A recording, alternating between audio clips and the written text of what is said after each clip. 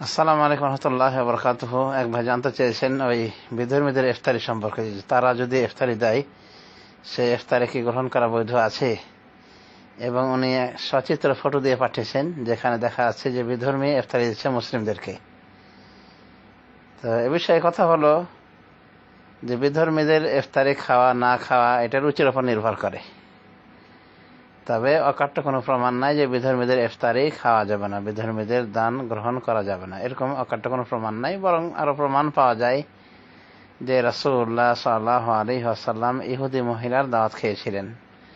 যেমন বুখারী শরীফ হাদিসে রয়েছে যে ইহুদি মহিলা, খায়বারের ইহুদি মহিলা তাকে দাওয়াত করেছিলেন। তবে ওই মহিলা দুর্বিসন্ধি করে ফোন দিয়ে এটেছিল রাসূলুল্লাহ সাল্লাল্লাহু আলাইহি ওয়াসাল্লামকে নিধন করার।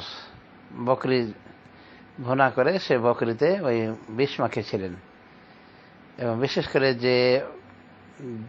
যে অংশটুকু বকরি, যে অংশটুকু রাসূলুল্লাহ সাল্লাল্লাহু আলাইহি ওয়াসাল্লাম পছন্দ করতেন, অর্থাৎ কাঁধের মাংস, এখানে বেশি করে বিষ দিয়েছিল ওই মহিলা।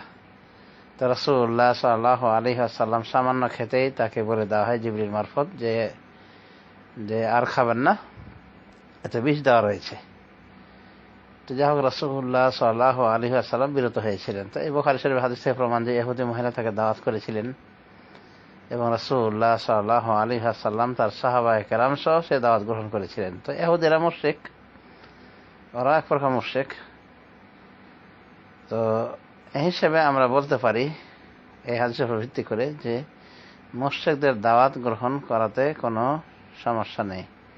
তাই ব্যক্তিগত রুচির ব্যাপার, যদি পছন্দ হয়তো দাওয়াত গ্রহণ করবে, নতুবা করবে না।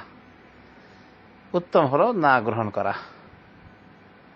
কিন্তু অকাট্য প্রমাণ হিসেবে আমরা বলতে পারি না যে এটা একেবারেই চূড়ান্তভাবে নিষিদ্ধ।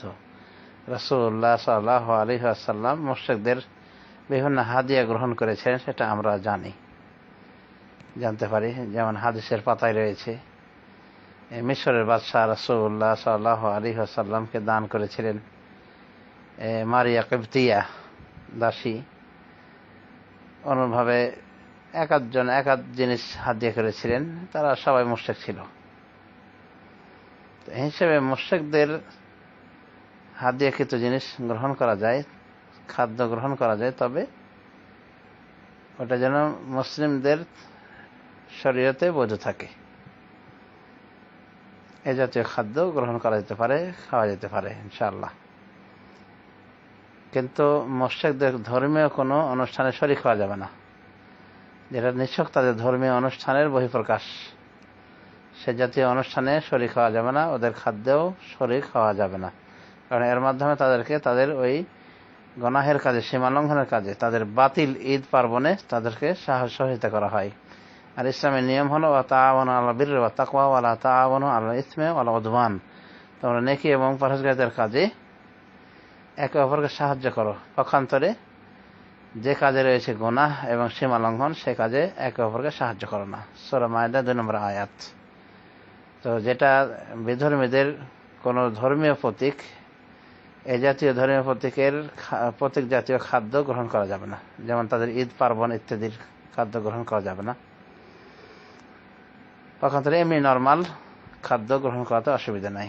এক কথায়, বিধর্মীরা ইফতারি দিলে ইফতারি গ্রহণ করতে কেউ বাধ্য নাই। ইচ্ছা করলে করবে, না করলে না করবে, পরিত্যাগ করাটা উত্তম। কিন্তু ইফতারি যে গ্রহণ করাই যাবে না টোটালে, এরকম অকাট্য কোনো প্রমাণ নেই।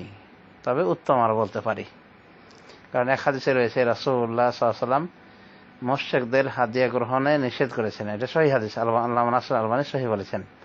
কিন্তু রাসূল সাল্লাল্লাহু আলাইহি ওয়াসাল্লাম আবার মুশরিকদের থেকে হাদিয়া নিয়েছেন। এই হিসেবে উভয় হাদিসের সামঞ্জস্য বিধান করতে গিয়ে এটাই বলা হয়ে থাকে উলামায়ে দ্বীনের পক্ষ থেকে যে এটা উত্তম অনুত্তমের বিষয়। অর্থাৎ উত্তম হলো পরিত্যাগ করা তাদের হাদিয়া, তাদের খাদ্য ইত্যাদি, কিন্তু জায়েজ